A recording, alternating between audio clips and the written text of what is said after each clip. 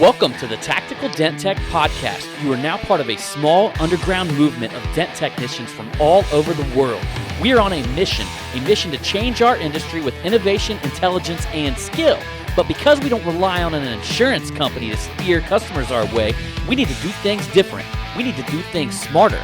We do that through a network of technicians that we call the Tactical Tech Movement. Now let's get this revolution started. Hey, what's up, everybody? John Hiley here with the Tactical Dent Tech Podcast, chilling with the co-host Angela Hiley with the most. How you doing today? I'm doing pretty good. How about yourself? I'm doing fucking amazing. It is Tuesday night, Thanksgiving week. It is Tuesday, November 24th. Meaning that if you all are listening to this, you're going to wake up Wednesday morning and probably listen to the podcast, and then we're going to have Thanksgiving, and then we're going to have Black Friday through Cyber Monday. Ooh! Where most of you guys I know are Dent Trainer members. Yes. And we will be doing it's right around $30,000 worth of tool giveaways. Oh my. It's hard for me to tell right now because I got a rough idea, but it seems like every time I try to calculate it up in my head, I forget like 10 things. But I will tell you this year is going to be really big. We're going to be having a variety of stuff come from the manufacturers, and then a variety of stuff are going to be coming from us. So a little bit different this year as far as the distribution. I think last year I had most of the stuff here. Yeah. But, you know, with all the way it is with shipping and stuff like that, and COVID-19. Ooh. With COVID-19. Oh my God.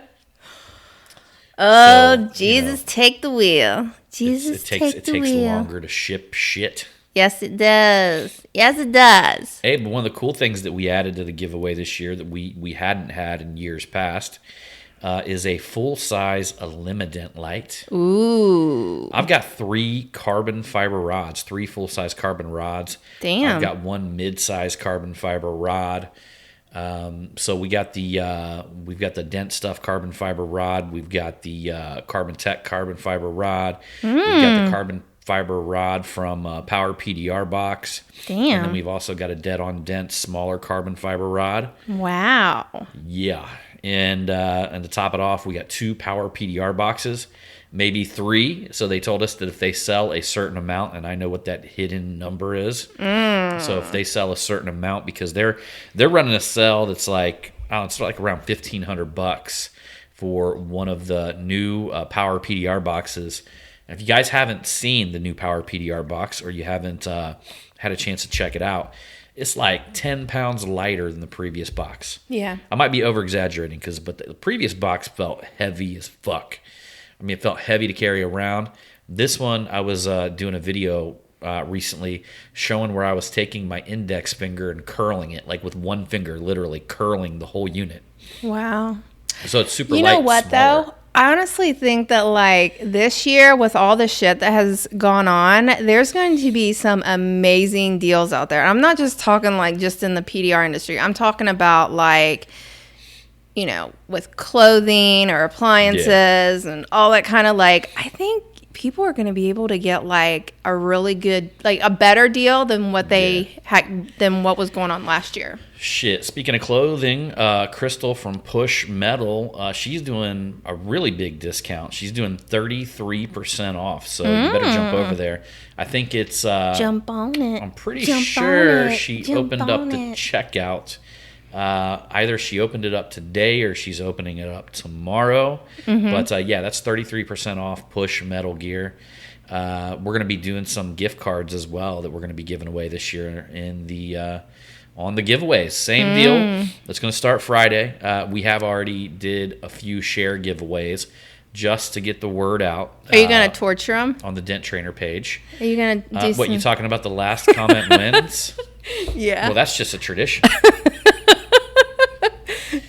Is there a certain number you're wanting it to reach? Oh, I have no idea. I think that I would have to look back and see kind of what our what was the record? I think the record was like 15,000 comments Oh my. on one of the posts, and I think that actually happened inside of the Tactical Dent Tech group. Wow. For some reason, I can't get it to fire off on a page, and I think that's because it ends up getting shared, and then people think that they can comment on the share.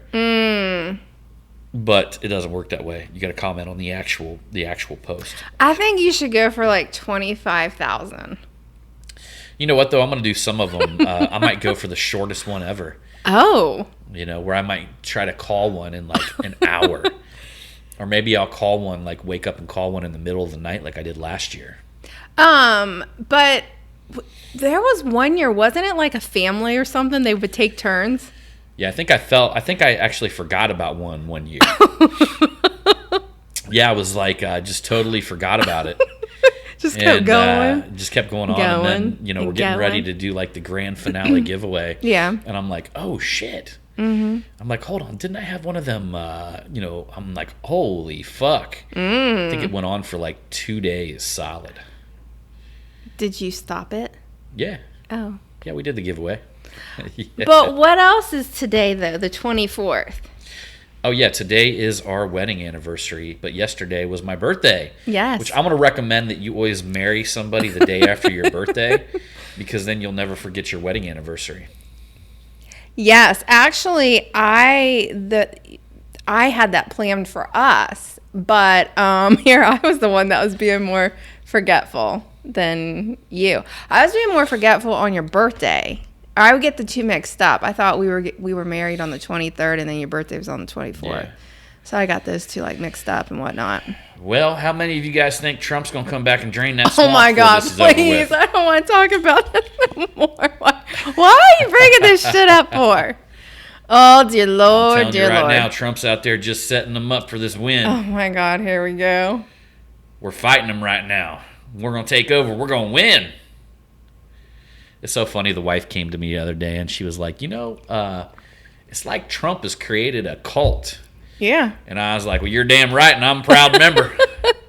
Well, the book that I'm reading, so he talks about creating a church. And John was just like, no, he's talking about creating a cult. And I'm like, yeah, And he goes into like the different steps. But it's so funny, though, because like he'll give you key points and whatnot. But there's always kind of like a little bit of a funny story behind each one, so he makes it more humorous and whatnot. But sure. When he was talking about it, I was thinking about, because I was just like, this kind of reminds me something of like what Trump has done over the years during his presidency. Like, right.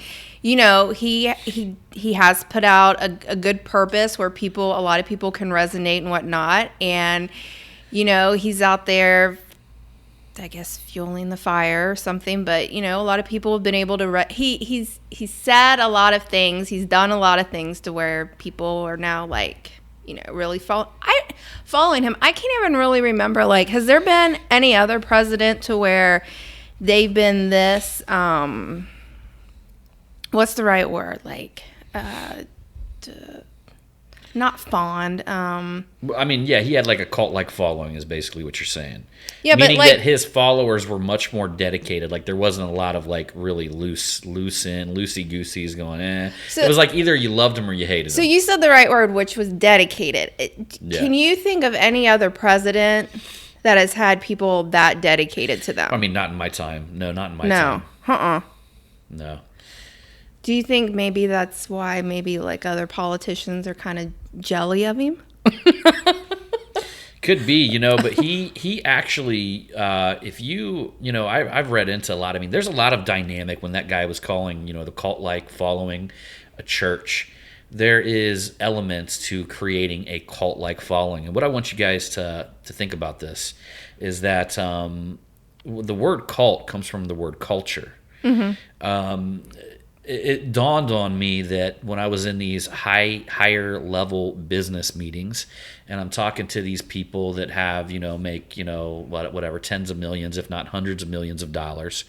And they're telling me that the only thing that they hire based on when they hire their employees is culture, meaning the company actually had a culture. Yeah. And what that specifically meant was individuals that had common beliefs. Yeah. So a cult is just an extreme version of a culture. Yeah. And Donald Trump has all of the aspects of a cult-like following, just as if you actually took it on the forefront, if you went to Jesus Christ. Yeah. Jesus Christ had all of the aspects of a cult-like following. Yeah. Even when we were recently out at Apex Executive, and Pastor Keith was there speaking, he was talking about that. He did this whole spiel, and I can't remember all of it, but it was all about how God created the earth in 7 days, and in that 7 days he had established these 7 things. And the second thing that God established in our world when he created like the stars was culture. Was a culture. And the pastor went on to say, what's the word for a cult? Yeah. And that is a culture. Yeah. So essentially God had to establish something during the second day that created this common belief or this vibe per se in our earth. Yeah. And Donald Trump has done everything as far as creating a culture, meaning one of the biggest things that people will fall behind or will follow somebody is having a common enemy. Yeah. And I want to say Trump had several common enemies. Yeah. One of the common enemies was drain the swamp, So we had this common enemy that we wanted these politicians, these shitty politicians that are career politicians. We wanted to drain the swamp and get rid of them. They were stealing from America, right? Right. And then the second enemy that Trump created was the fake news. Oh, And, yeah. Yep. The funny thing is that he ended up pissing the fake news off at such a level, that they actually exposed themselves. Meaning that he made them so angry the way that he was treating them that they threw temper tantrums and they started reporting fake news because they didn't want to report anything favorable to Donald Trump. Yeah. I mean, he could have cured cancer, and they would have basically came out with a news article, or they would have came out with breaking news that Donald Trump had the power to cure cancer a year ago, but he didn't. So 250 million people died or something like that, right? Yeah. So that's the way they would have frameworked. Like anything, Donald Trump could have done anything. He made them.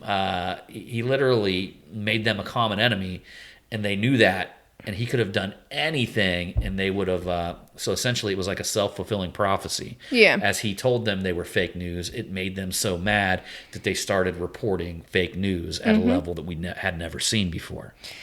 Something about this is something that I've never been able to really comprehend, because I personally have never really liked any of our presidents. Is how can I've never seen the amount of hatred towards him. I mean, even people that you would never think that they would say certain things, they would be spewing hatred out for this man, and I'm but here's another dear thing. Lord, You have never seen the amount of love for a president either, no, right? So you're going to, with extreme love, you're going to find extreme hate. It's just what happens. What he did to create that extreme love created polarity to people that believed and looked at our country in a totally different way.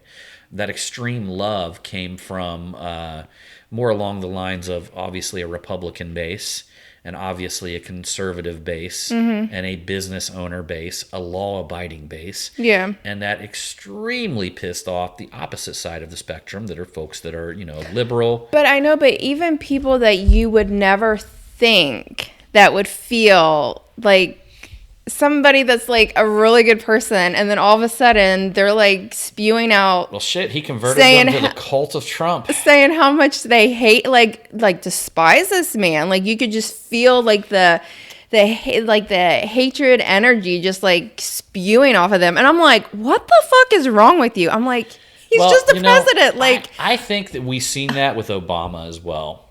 I didn't like here's what Obama, but I didn't hate the here's man. what you got to remember: Obama had a lot of love on his side. Yeah. You know, I don't think that we realize how much people loved President Obama and how much the people that were his fans, the people that put him into office, loved President Obama. Yeah. And I think that there's a lot of people that, I mean, they made him out to be the Antichrist.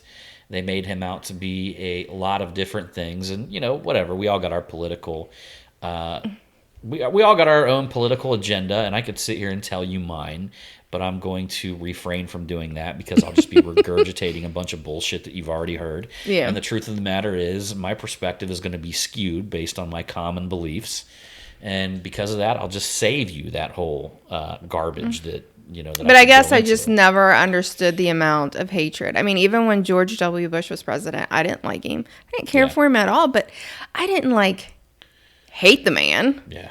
You know, I just disliked him and then just proceeded on with my life. But it's with something with President Trump that I've never seen, that people would dedicate so much energy of not liking him. And I'm just just can't you just look the other way? Well, you know, the whole thing about this is with Joe Biden potentially becoming the president of the United States. He has not been fully elected yet, so I'll just say he's the potential president. The one thing that we do not have to worry about is him actually doing anything, because he hasn't done anything for 40-some years. Basically, he's just going to do what politicians do. He's going to get in there and he's going to pad his family's bank accounts. Yeah. And he's going to get all the perks and all the amazing things about being called Mr. President of the United States, and he's not going to do shit. You know, it was so funny. I was talking to my dad the other day, and he was he's like, you know something? He's like, one thing I am going to miss about Trump, he loved how he got the media all revved up and whatnot. He's like, but I'll never really understand why he would always give certain people nicknames. And I'm like, but Dad, do you remember these nicknames? And he's like, yeah. And I'm like, well, see, it worked because Hillary the Crook. Yeah, I'm like, Sleepy Joe. Yeah. He would call. I remember he called when he was running up against Jeb Bush. He actually called him. He kept saying that he had low energy. Yeah. And it was hilarious. Every time he would talk about Jeb Bush having low energy. But see, and you still remember that. And then one time Jeb Bush got upset about it. And he kind of piped back at Trump, and Trump said, "Well, now there's some energy." He didn't. You know, Trump didn't do as well as what he should have done in the debates. He let his emotions get the best of him, I think. Yeah. And he didn't do as well as he could have done in a lot of them situations. But I'll tell you, I mean, he got dealt probably the worst hand anybody could have possibly been dealt with what I still feel 100% that COVID-19 is blown way the fuck out of proportion. Mm-hmm. This right here could have been chalked up to a bad flu season. And yes, people do die of flus. People get pneumonias and die of flus and shit like that. And it's kind of amazing how nobody gets the flu anymore, right? So flu numbers are way, way down, right? Because they're being probably skewed over to COVID-19 numbers. They say that the reason why they say the reason why the flu is so low this time is because everybody's wearing masks. But yet COVID's on the rise because we're not wearing masks? Yeah, so the flu is low because we're wearing masks, but COVID is on the rise because we're not wearing masks. And to be honest with you, I look at people that listen to the government and take this bullshit that they say word for word. Yeah. How in the fuck have you survived this many years on planet Earth? Yeah. You're so fucking dumb, you could have just walked out in front of a bus, or you could have been, killed by a fucking coyote or something like that. That's how fucking stupid you are, and coyotes don't even kill people. No. But it's you look at somebody like that, and one of my old mentors used to call an individual like that wet behind the ears. Do you guys know what that means when you call somebody wet behind the ears? That's just naive, right? It basically means they were born yesterday. It's they were just taken out of their fucking mama's womb, and they still had fucking they were still wet behind their ears. Yeah, I'm a little naive on some things still. But some of this shit, people are just fucking stupid. Like that whole shit when the government will tell you that the flu season is down because we're wearing masks. Yeah. But COVID-19 is up because we're not wearing masks. It's like, how fucking stupid can somebody be? I'm like, what did I just read?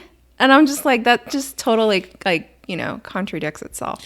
And look, guys, if you look on the CDC website, it literally, I screenshot the CDC website and I linked it and I put it on my wall and people lost their fucking mind.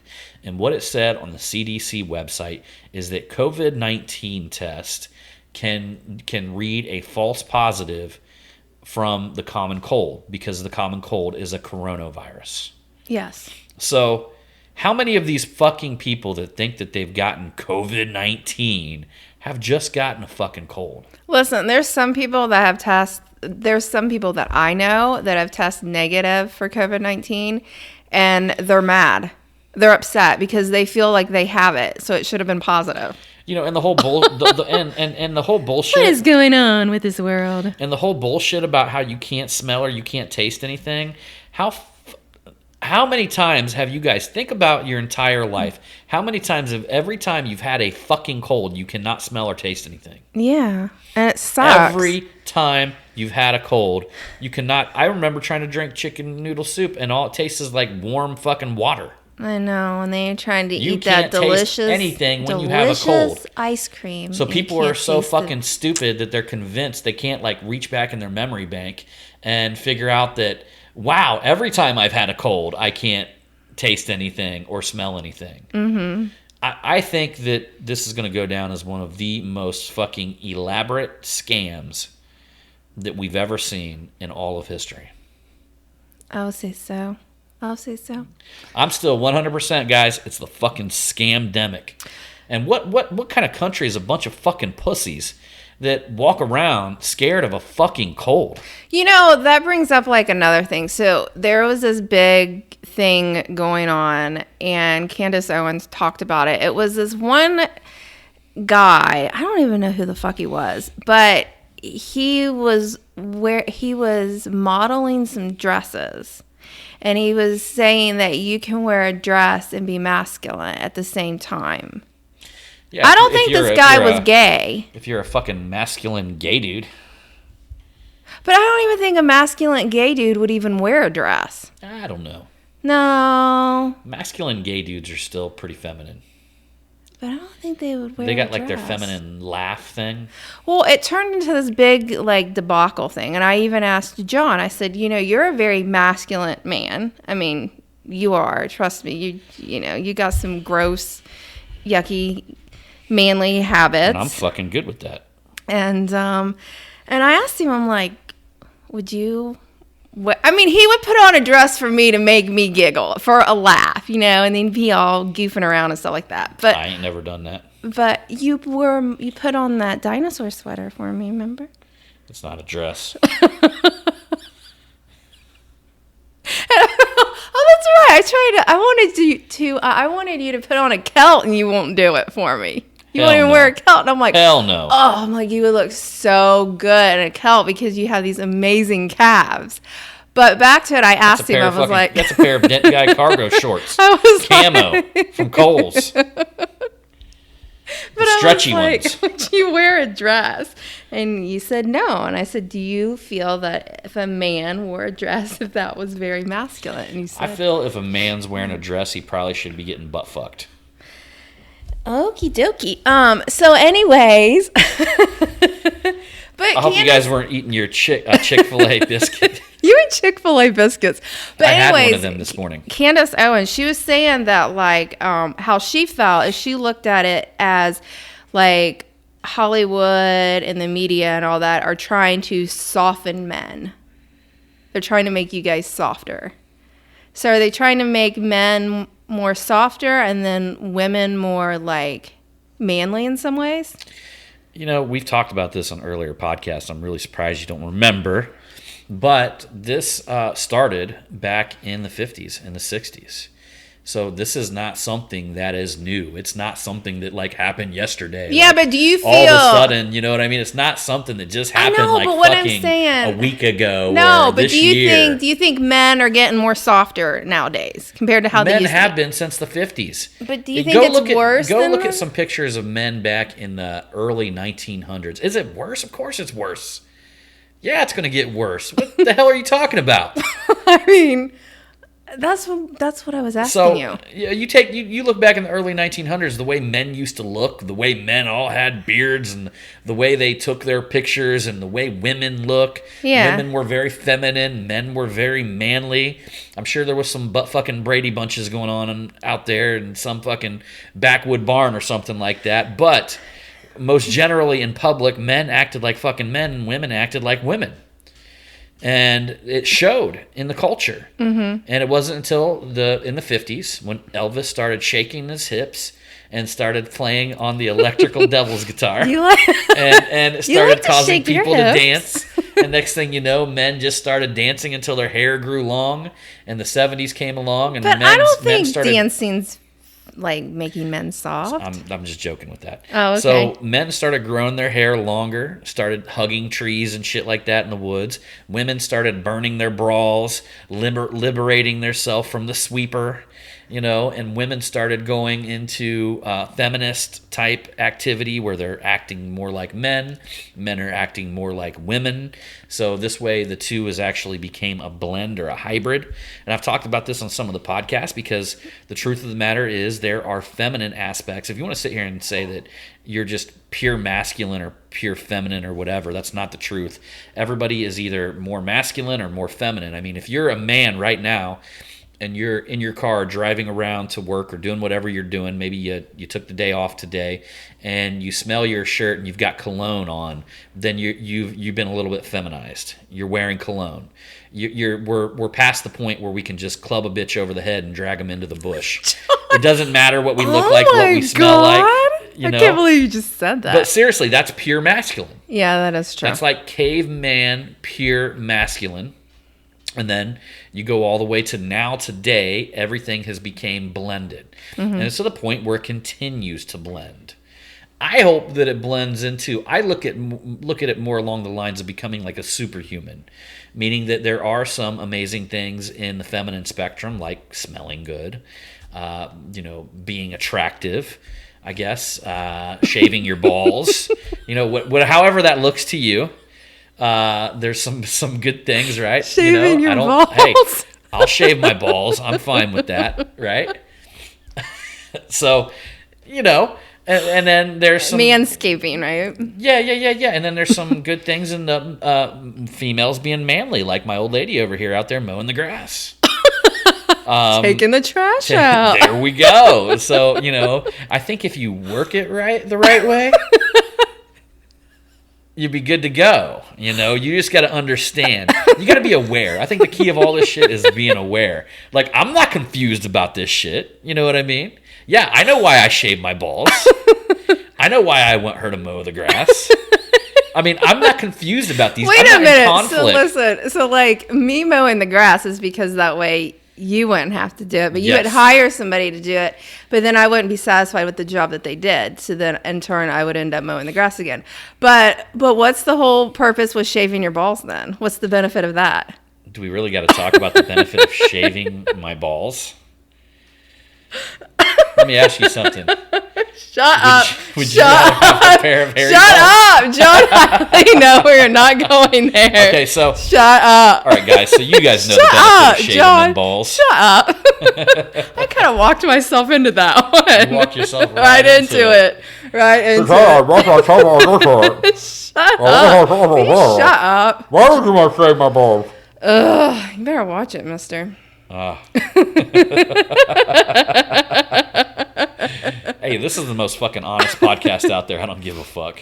I know my dad when I was Everybody talking else to is hiding shit. I know when I was talking They've to got my a dad. wall. I'm telling you. I kept dropping the F-bomb. I kept saying fuck the entire, like, half of the conversation. And my dad's like, Angela, he's like, you don't have to cuss all the time. And I'm like, oh, I was like, I say this all the time. He's like, well, I know, but you don't have to say it all the time when you're talking to me.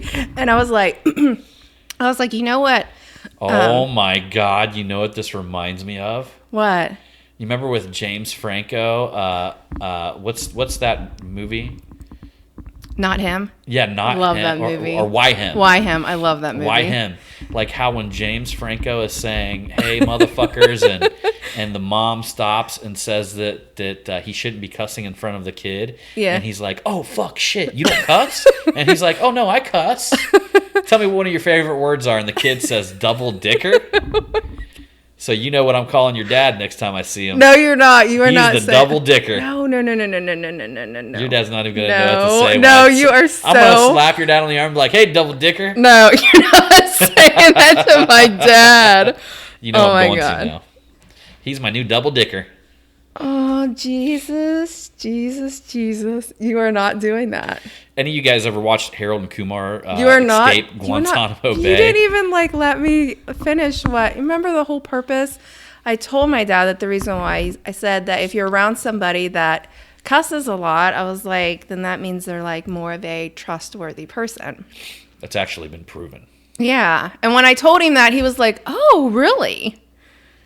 So then I threw in some more cuss words, and he didn't say anything after that. Mm-hmm. But I cannot believe you are not saying that word to my dad. No, you're not. You are not doing that, John. Yeah. No, you're not. He's my new double dicker. You're not doing that. Hey, double dicker. No. Her dad's like so innocent. He still does like the whole thing where he gets down on his knees and prays by the bed and every night. No, I don't know. I don't know if he does that. He used to do that when I was a kid all the time. I don't know if he still does that or not. My double dicker does No, that. you are not calling John. My dad loves you to pieces and looks. Well, I know that's why he'll probably be confused about and it. he looks. No, He'll just he look thinks of confused. you so highly. You're he'll not just look doing that. confused and bewildered when I But say you that. can to go him. ahead and go on with the cock meat sandwich story. Oh yeah, so if any of you guys have watched Escape from Guantanamo Bay with Harold and Kumar, if for you guys who haven't watched it, it's like Harold and Kumar, which is the two dudes who had the White Castle movie. If you guys haven't watched that, you don't even fucking deserve to understand this story. Yeah. You need to go watch this shit, man. Yeah. So anyhow, Harold and Kumar escape from Guantanamo Bay. They basically like get caught with some shit on a plane and end up getting like taken to Guantanamo Bay. And they think they're terrorists and shit like that. Yeah. And the guards come in and they feed them cock meat sandwiches every night. And so we're all sitting at Thanksgiving one year, and we're talking about somehow Guantanamo Bay got brought up, and we're talking about Guantanamo Bay. Oh, dear and Lord. I looked over at her dad, and I said, well, you know what people eat at Guantanamo Bay, right, Tom? And he He's goes, like, no. What do they feed him at Guantanamo Bay? Well, I looked over at her brother and I said, hey, John, you tell your dad what they feed people at Guantanamo Bay. Oh, shit. And I see her just like, she gives me like the devil eyes from across the table going, I can't believe you just said that. And her brother looks at me, he goes, I'm not telling him that. And I'm like, come on, John, tell your dad what they feed people at Guantanamo Bay. And so finally, like, her dad's like, why isn't anybody telling me what they feed people at Guantanamo Bay? I know he's getting like frustrated. Yeah, we just nobody all sat there all quiet, and I'm like, nope, I ain't saying it. That was horrible. Oh, that was horrible, John Hiley. That was so horrible. Them damn Oh, terrorists yeah. get cock meat sandwiches. Oh, my. That's what they ought to feed a fucking terrorist. Oh, my God. Oh, Jesus. I was telling It's so funny. Wait. When that guy cut me came off up again. to give, remember when one of the guards came up, like the big old burly guard came up to give Kumar his cock meat sandwich? Kumar asked him, he goes, well, are you okay with this being like gay? And the big old guard's like, I ain't gay. He's like, you're the one that's sucking a dick. He's like, you're gay. He's like, it ain't gay getting your dick sucked. He goes, you're the gay one. Between us two, if anybody's gay, you're gay. I can't believe you remember certain parts of that. Like, we haven't watched that movie in like forever. We need to watch it again. I was trying Yes. to tell John and Nate about that today. Oh, were you? Yeah. See, I even asked you to see if anything interesting or funny had happened over at the shop, and you didn't tell me about that. That's just normal conversation. I can't be regurgitating our whole fucking daily conversation. It's all like that. Well, I know, but I'm just kind of curious. I'm supposed to rewind my entire day for you when I get home? Hey, you behave yourself. Fucking women don't understand this shit. You know, I was telling John, I was like looking back at photos because like since he turned 40 yesterday, I think somebody tagged you in some photo and I was like, It was Kevin. I was like, you looked like that? I was like, why are you so dorky looking? I was like, you were so dorky. It was Kevin, the owner of Mobile Tech Expo. I was like, I never really thought you tagged were me dorky. in this really old and photo. You were dorky. Oh, you were dorky. Well, he tagged me in this really old photo. It was hilarious. Oh, it's so bad. It was like you were growing out your beard, but it was like a whistle beard. It was horrible. I'm like, oh, dear Lord. You don't even look like I had some pork chop sideburns going on. You don't even look like the same person. It's crazy. We need to get one of them photos and do like, it's like your glow up. Yeah. It's your glow up. I was just like, damn. I was like, I never thought John was that dorky. My glow up was a blow up. I know. But I thought you were like really handsome looking and everything like that. And then I look at these pictures and I'm like, you know what it was? It was my confidence because I thought I was handsome looking too. Oh, that is true. That is. They just caught me at a bad angle. No. Well, yeah, some of them photos were at a very bad angle, and then some of them were just like, Yeah, but I think I look a lot better now than what I did, like, around that time too. But I think I looked better than you. I definitely looked better than you, though. I be aging like fine wine, motherfucker. You were like the dorky husband that had a hot wife. Just messing with you. And now I'm 230 pounds of twisted steel and sex appeal. You weigh 230? I thought you weighed like 225. I don't know. I've been eating well since I finished 75 hard, you guys. So I finished 75 hard about a week and a half ago. Yeah. But I've been kind of eating whatever I want because starting on Monday, I'm doing phase 1, which is basically 30 days of some crazy bullshit that's like next level 75 hard. Yeah. So what it's going to include is everything you do during 75 hard. So you read 10 pages in a book.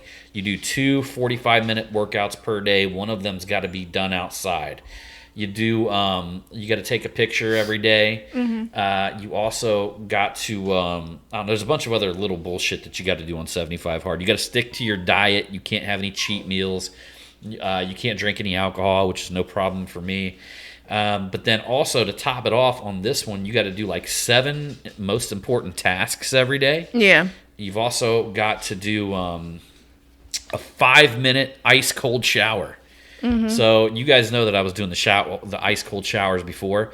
But I wasn't doing them for no motherfucking 5 minutes. So it's a minimum of a 5-minute ice cold shower every single day. You need to like be singing in there. And then what else is there? There's something else that you got to do like 20 minutes of like visualization every day, which is actually really, really good. Yeah, I like But it's kind of that like a productivity thing. So you add all that shit on top of 75 hard, you come up with 30 days of phase 1. So I'm jumping back on that on Monday. So I've been kind of enjoying food over the last week and a half. That's because Mamacita over here is gonna have one hell of a spread for Thanksgiving. Yeah. And tomorrow on Wednesday night, that is baking. Tons of delicious desserts I'm gonna be cooking up. Yeah. Oh yeah. So, and then I got, of course, that Black Friday, Cyber Monday over the entire weekend. So I'm not trying to get into any crazy shit then. Well, actually, I am going to be doing it on Monday. So Monday is the day that I start doing this, which I'm also doing it. So in the Marketing Savage Facebook group, I came up with a 7-day marketing challenge. So I'm going to be doing that 7-day marketing challenge until this coming up Monday. And then after that, I'm going to be accompanying, doing a 14-day marketing challenge. And then I'm going to follow that up with a 30-day marketing challenge. So since Thanksgiving is on Thursday, I want to ask you a question. What are you thankful for? What am I thankful for? Yeah, what are you thankful for? God, a lot of things. I mean, I'm thankful for a lot of things. Give me something mushy. Thankful for my family. Aww. Come on, give me some mushy Thankful stuff. for my dogs. Aww. I'm thankful for food. I'm thankful for all my Tactical Dent Tech listeners. I'm thankful for having a pair of shavers to shave my balls. Oh my God. Not everybody knows that. I'm actually thankful for a lot of shit. Like, Yeah. I'm thankful for this bottle of water that I have right here. Yeah. You know, I'm thankful for my house that I'm sitting in right now. Yeah. I'm thankful for this microphone that I have that I can talk into. I'm thankful for the internet that we can speak to all these people. I'm thankful for the ability to do a podcast and people can pick up their phone and listen to it anytime. Mm-hmm. I'm thankful for my car. Aww. I'm thankful for oxygen.